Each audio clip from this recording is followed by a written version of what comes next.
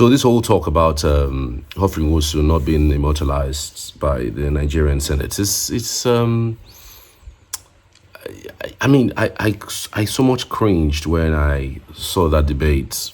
People who were actually questioning the veracity of even contemplating the honor that should be given to Humphrey Nwosu. I mean, even in death, people are raising their voices and kicking against giving the opportunity for an Igbo man to be honored. This man was buried just Friday. And in the true sense of the word, because again, the country has recognized that election that brought Abiola to power. The election was not cancelled because Humphrey Nwosu, in his own stead, in his own capacity, decided to jettison it. Remember, before that election, there was even a court injunction asking that Humphrey Nwosu or the NEC management stop that particular election, should not go ahead with that particular election. But he defied all odds. He says he was going to go on with that election. And he was even announcing that result while the result was coming in. It was only Taraba that was, being held at the time. But somebody is saying that if the process that is recognized by Nigeria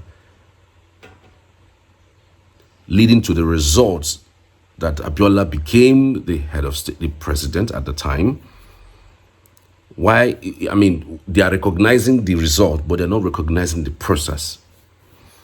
This is the reason why people, when they get into power, when they get into position, they are more about what they can earmark for themselves than what they can give. Because the Nigerian system does not reward people who are steadfast and who have decided to do their job right.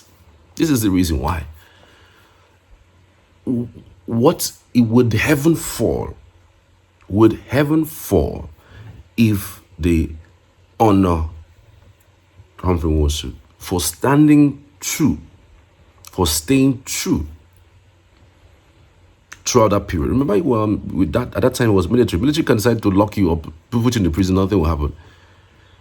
And Humphrey Nwosu is on record to stating how the event happened, how that particular event happened,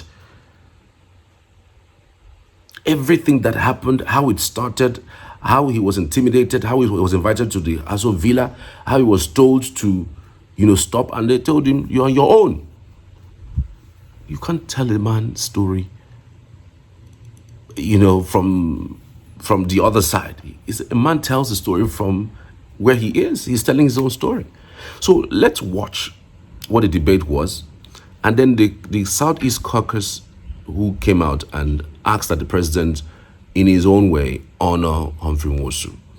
And then we could also go to what Humphrey Nwosu said in terms of, how he was intimidated, how he was told to cancel the whole so-called elections. And trust me, if that election was cancelled by NEC, there would not be Abiola. There can never be an Abiola if there was no Humphrey Nwosu. Imagine if Humphrey Nwosu was the kind of guy who was subservient to the powers that be, that wanted Tofa to become the president. Imagine what he would have done. He would have done anything he could to make sure that the system is skewed to favor Tofa. He could have. And damn the consequences. After all, the government is for him. The people are not going to arrest him. Nothing is going to happen to him, as long as he has a cover by the government of the day. He could have done that. But no, he wanted to do the right thing. But here we are. A man that wanted to do the right thing, finally did the right thing, went all out, put his life on the line, and today, senators who don't even know what it feels like to run a democracy, to run under a military regime that is intimidating. Here we are, some of them saying that why would they honor him? please, they should hold their so-called, what they call it now, they hold their 1 minute silence. That 1 minute silence will never go anywhere. Anyways, let's look at the debate and then watch the reactions of the senators from the Southeast, and then also watch the story told by Humphrey Nwosu, who was in play all through that period that the elections held in 1993. We're back after this. We cannot distort history in this Senate. We must be seen to have sentiments that reflect the average feeling of the average Nigerian. President Nwosu, when it mattered most, his courage failed him. Does not deserve to be immortalized as one of the very few Nigerians that have done the right thing. I don't know what we are talking about. I wish President Nwosu a journey mercy to the external world, where he will rest in perfect peace. But this Senate should quickly run away from resolving converging complexities within the historical context of the Nigeria as a nation. That people from Southwest who are accomplices in the June 12 saga, they will not be forgiven tomorrow. If any of them was brought here, I will speak against him. Therefore, this debate is unnecessary. This debate is trying to rewrite history, and we know our president now. He was a factor, and he was part of those that struggled for the actualization of June 12. He worked hard for it. He worked hard for it. President Goodluck Jonathan was there. After Goodluck Jonathan, Buhari was there for 8 years. And now that Humphrey Nwosu is gone, you want President Tinubu to name structures after Nwosu. It will not happen. We cannot distort history. The struggle to revalidate that June 12 presidential election took a huge toll on Nigeria, including loss of lives.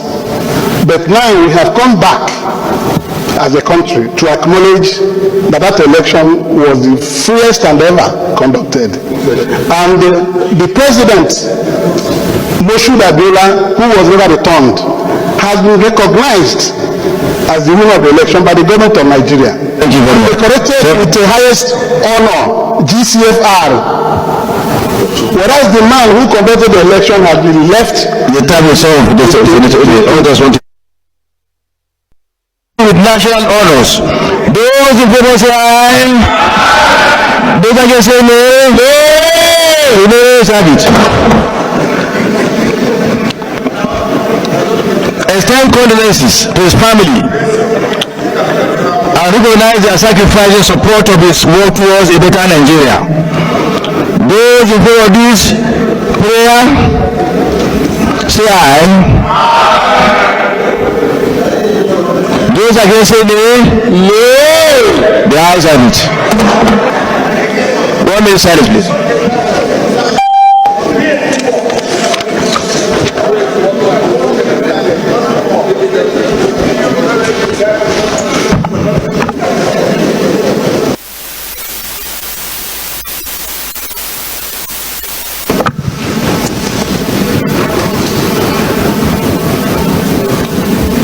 May the soul of Professor Humphrey Nwosu rest in perfect peace. Amen. We are still looking forward to the Tinubu government. If you recall, Tinubu was seen and has always been seen as a June 12 warrior. And therefore, all the elements that make up June 12, including the conduct of the election. And like we said, if there was no election, there would have been no June 12. So we can also use this opportunity that we're here addressing you to appeal to the government of President Bola Tinubu to honor the man who made sure that that election held. Let me explain the process. From June 16 1993. Remember, we were promised that if that election was conducted to be free and fair, accepted by international observers and local observers, that we would be given national honors. So my colleagues were also working hard as Nigerians. So when, according to our efforts, you knew all the problems, all the restrictions, in spite of all that, June 12 came. The election was conducted, it was peaceful, materials were distributed all over Nigeria, promptly in all difficult terrain because of arrangement and logistic preparation we put in place. So when the results started coming in, June 13, 14, in fact it was to be concluded around June 17, 18. The other party, NRC, had even congratulated SDP for winning. You know, suddenly there was a letter served on me by Commissioner of Police that we should cease forthwith in releasing the results. I summoned on June 16 emergency meeting of the Commission. All the results had come in, with the exception of that of Taraba, which the resident electoral commissioner from Delta, Professor Sada, was on his way to bring. We would have released the result about June 17. So they said, stop. I was served. In fact, I was called in a meeting of National Defense and Security Council and said, would you release this result without knowing? I said, that's the law.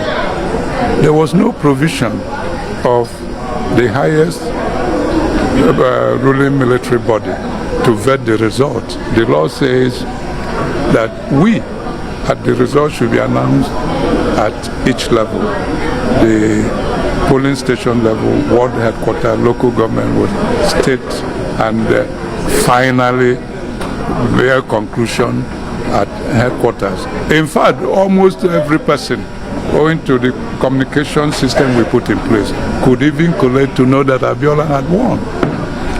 Now, with that, my commission met and we decided that we would challenge that ruling by court, Abuja High Court, because it's Commissioner of Police that served it.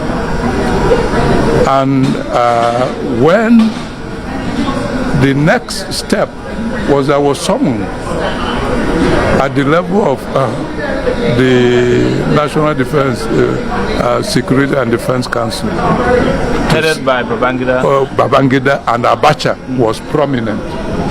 They said, okay, that a committee headed by Abacha should find a solution to the problem.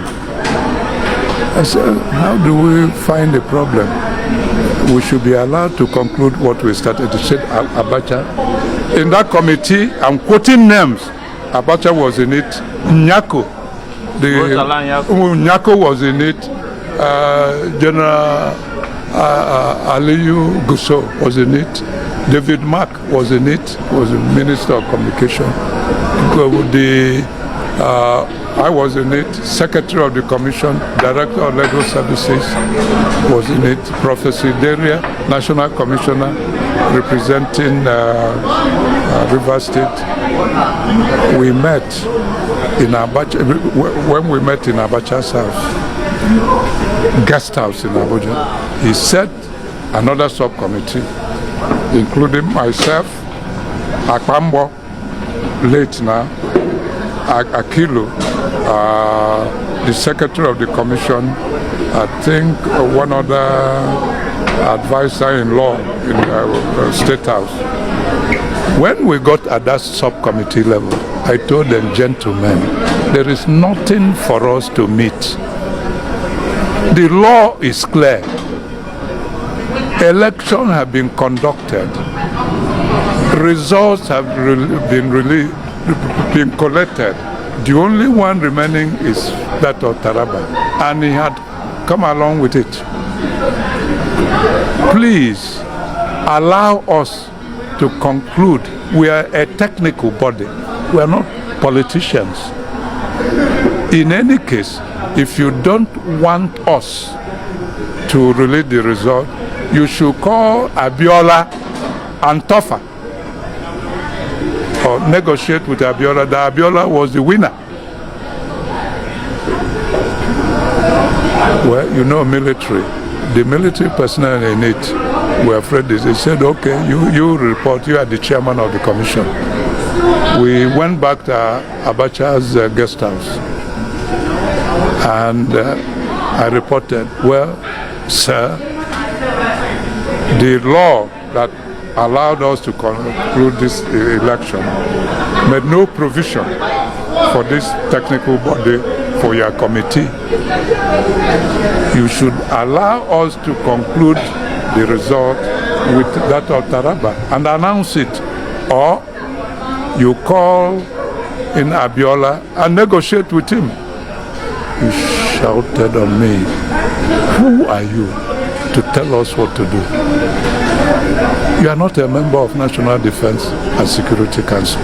You are not. The council and the court decided you should not conduct the election. You went ahead and conducted the election, that it was illegal. You will recall, throughout Abacha's regime, his Minister for Information regarded our election as illegal. He said, well, you are not a member.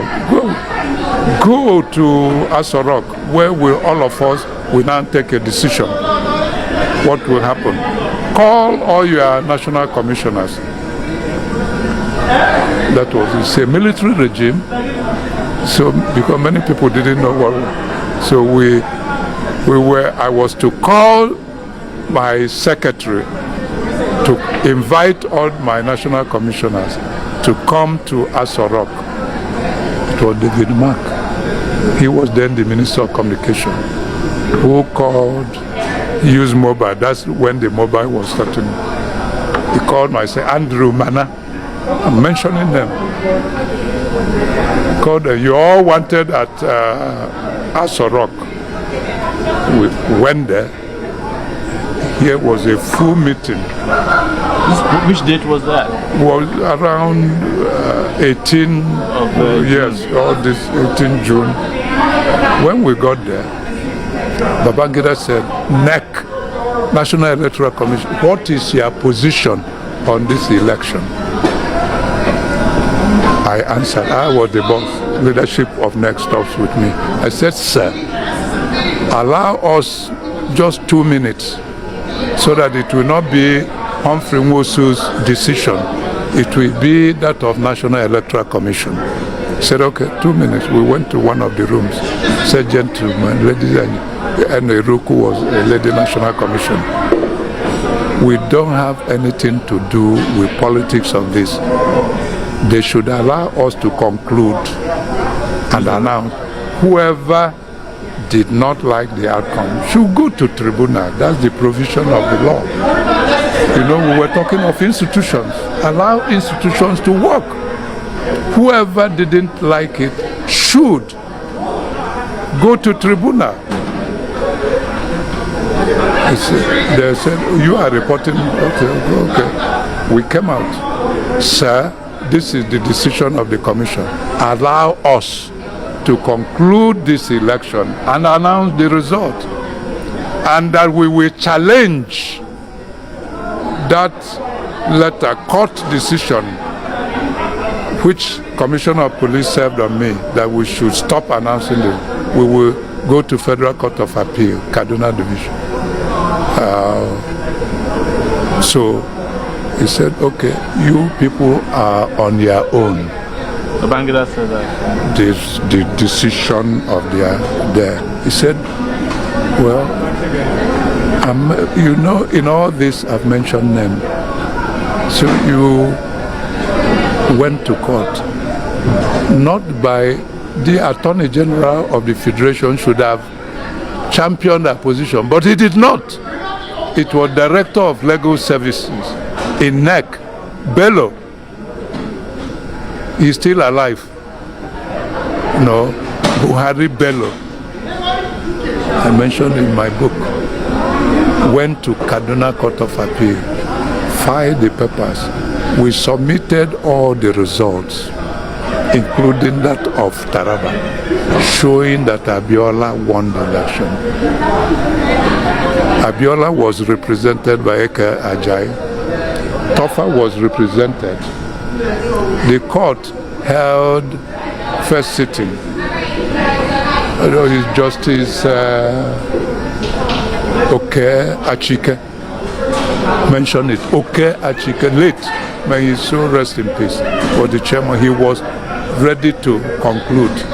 He ordered Abuja High Court to submit all matters relating to the election, all the results, and they were submitted to his court for accelerated hearing and decision for June 25th, 1993. Please. Now, this was done. Abiola was represented. He knew all that. And when you submit something to court, it becomes public document. Is it not? All the results were submitted to the court, appeal division, headed by Oke Achike, showing that Abiola won. Abiola knew. Why did Nigerian press not pick it from? Now, when this was to be done, June 25th, the military quickly dissolved my commission on June 23rd. Again, that ethnicity thing is playing out. Ask yourself if Humphrey Nwosu was from Fulani stock, if he was an Hausa stock. Imagine if he was from the Yoruba stock. Would they be talking about even debating it? Would they? Well, look at it. Ethnicity playing out. Another grand plan to make sure that the Igbo man doesn't amount to anything, is not honored in any way. We had a war that killed the Igbos, more than 3 million of them. And Gowon shouted reconciliation, reconstruction, and rehabilitation. Till this moment, how much of that has permeated into the Southeast? How much of that? Has the Nigerian government apologized to the Igbo community, to the Igbo nation, for that thing that happened? What is the compensation that was given to the Igbos at the time? What is the compensation? But again, the Igbos are on the chopping stick and chop them further, anger them further, continue the marginalization, continue the vilification, continue everything you can hold on and hold them down. And I dare say that if you continue holding your people down, you're also holding yourself down, because again, you would require a lot more power, a lot more strength to keep holding a people who are resilient, strong, and very, very, very bold. Anyways, another thing I wanted to say about this is this. I'm just thinking to myself, we have 15 senators from the Southeast, 3 from each state, right? And we have 5 Southeastern states. And 15 of them, 3 from each state. How come they are not in unison when it comes to things like this? What happens if 15 of them, keeps them 3 per state, and then 15 for 5 of them? What if 15 of them come together and visit every state government and tell all state government that, look, we would love a situation where Humphrey Nwosu is immortalized in our own way. If the national doesn't immortalize him, the region would do that. Because it is when you call your own, that is when something happens. If this is so important to the senators, why are they not doing that to the Southeast governors? I'm also saying even Anambra where Nwosu came from. How come Anambra has not been able to do anything? Maybe an Nwosu Day, or Humphrey Nwosu Day, or Humphrey Nwosu Colloquium, or Humphrey Nwosu anything. Or even use the university political science department and call it a Humphrey Nwosu Department Day. Basically talking about the tenet and the importance of democracy and the significance of it for a nation like Nigeria. Using that day to do that. Why has Anambra State not even done that? It is when you say you are, that is when somebody will say you are. Nobody ever calls another person a different name. If I don't tell you my name, you won't call me something else. If I tell you my name is Cheesy, you won't come and call me Pussy or Joshua or Priye. It is what I call myself that you will begin to call me. And so that is the reason why I even think we, to some extent, we're not even serious about this. Because if we are, as that was happening, this 5 Southeast, look, you see this thing about unity, it's not even in the mouth. We'll talk about the 5 Southeast governors convening a meeting, emergency meeting, and extensively cover it by the media, that the 5 Southeast governors have pronounced a certain day, June 2nd, June 3rd, June 5th, as Humphrey Nwosu Day. And it's going to be a shutdown in the Southeast, and it's going to be about, the democracy at play, the role that Humphrey Nwosu played. Do that every year, Humphrey Nwosu's Day, throughout the Southeast, and that would bring experts in democracy across the country that will converge in the Southeast. Either it's going to be rotational for every year. Maybe this year Imo State does, next year Anambra State does, or that way Enugu does, Ebonyi. We'll just go ahead and make it a thing. It is when it becomes a carnival that, and then you put pressure on the federal government that they don't even have a way. They must have to honor him in the best way possible. But here we are. The Southeasterners are just not even doing that. Imo State Governor, no way. Anambra State Governor, because those people, you are your governor. You can do it. You can pronounce those things. You can pronounce edifices, change the names of edifices to the name of Humphrey Nwosu, or pronounce a certain day every year to remember his contribution to democracy in this country. But look where we are. We are not even, honoring him. Why do you think the federal will honor him? On what basis will Tinubu now say, okay, based on what the caucus said, let me come and do? Why? When your governors have not even done so. Come on. Jokers here. Let's not play that kind of cards. Because again, I've seen over time, we tend to always look at the federal in everything. For crying out loud, the federal can, its strengths for me is not as strong and powerful as your state governors and your local government chairman. Your resources come to the state every month. What do they do with it? Have you ever questioned your state government, what they do with their resources? Why are you always questioning the federal government that is far away from you? Why are you not talking about your state, what your state is doing at the moment for you? Why? But we keep shouting every day. We keep screaming and screaming and screaming. Oh, they are doing this to us. They're doing this to us. Please, it starts from local politics. Every single politics and governance is local. And until we start taking that seriously, nobody takes us seriously. That's my thinking on this. Tell me what you think on this comment section. I'd love to hear from you. Thanks for watching.